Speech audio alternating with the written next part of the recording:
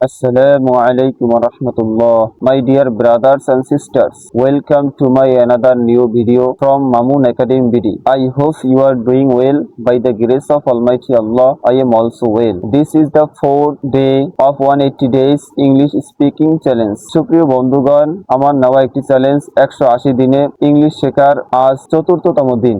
আজ চতুর্থতম দিনে আমি যা কিছু শিখছি, প্র্যাকটিস করেছি, অনুশীলন করেছি, বিস্তারিত থাকবে আজকের এই ভিডিওতে। তাহলে চলুন শুরু করা যাক। আজকে প্রথমে আমি শুদ্ধ উচ্চারণের জন্য দুটি নিয়ম শিখেছি। রুলস নাম্বার 1, এস এর পরে যদি ফি, টি, সি, কে, কিউ আসে তাহলে এর উচ্চারণের কোনো পরিবর্তন হবে না। যেমন spot, stop, scot, spill, still, skill, spy, sty, sky, speaker, sticker, skater, spoon, stone, scope. আমরা মুখের জড়তা দূর করতে এগুলো বারবার প্র্যাকটিস করব।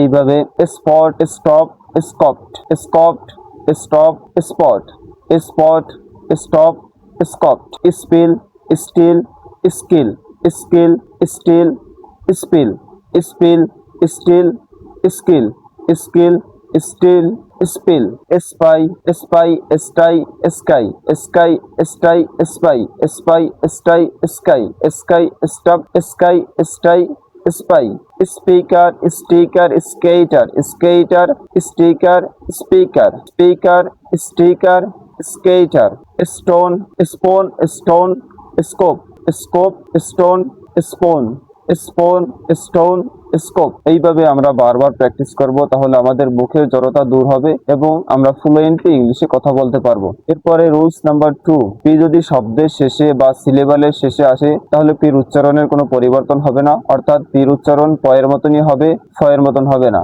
যেমন চ্যাপ, খ্যাপ, ক্যাম্প, সেপ্টেম্বার। এখানে সিলেবালের পরে পি আসছে, এর জন্য উচ্চারণ সেপ্টেম্বা। এগুলো আমরা বারবার প্র্যাকটিস করব। খাপ, খ্যাপ, খাম্প, চ্যাপ, ন্যাপ। এইভাবে আমরা এগুলো বারবার প্র্যাকটিস করব, অনুশীলন করব, চর্চা করব, যাতে করে আমাদের মুখের জড়তা দূর হয় এবং আমরা ফ্লুয়েন্টলি ইংলিশে কথা বলতে পারি। সর্বশেষ আজকে আমি যা শিখছি তা হলো ভোকাবুলারি। আমার শব্দ ভান্ডারকে সমৃদ্ধ করার জন্য আমি 10টি শব্দ অর্থ সহকারে আয়ত্ত করার চেষ্টা করেছি। সেগুলো হলো নখ, টোকা দেওয়া, নাইফ, ছুরি, নেক, দক্ষতা, নুন, জানা, নৌন, পরিচিত, নিট, মালিশ, নট, গিট্টু, নিট, বোনা, নি, হাঁটু, নীল, ঝোঁকা বা হাঁটু গেড়ে বসা। সুপ্রিয় বন্ধুগণ, এই ছিল আমার চতুর্থতম দিনের যা কিছু আমি শিখছি, প্র্যাকটিস করছি, অনুশীলন করছি বিস্তারিত। অতএব যারা আমার এই 180 দিনে ইংলিশ শেখার জার্নিতে যুক্ত হতে চান তারা অবশ্যই আমার মামুন একাডেমি চ্যানেলকে সাবস্ক্রাইব করবেন এবং পাশে থাকা বেল আইকন অন করে দেবেন, যাতে করে আমি যখনই কোনো ভিডিও আপলোড করি সর্বপ্রথম আপনার সামনে এসে পড়ে। সকলে ভালো থাকবেন, সুস্থ থাকবেন। আল্লাহ হাফেজ। আসসালামু আলাইকুম ওয়া রাহমাতুল্লাহ।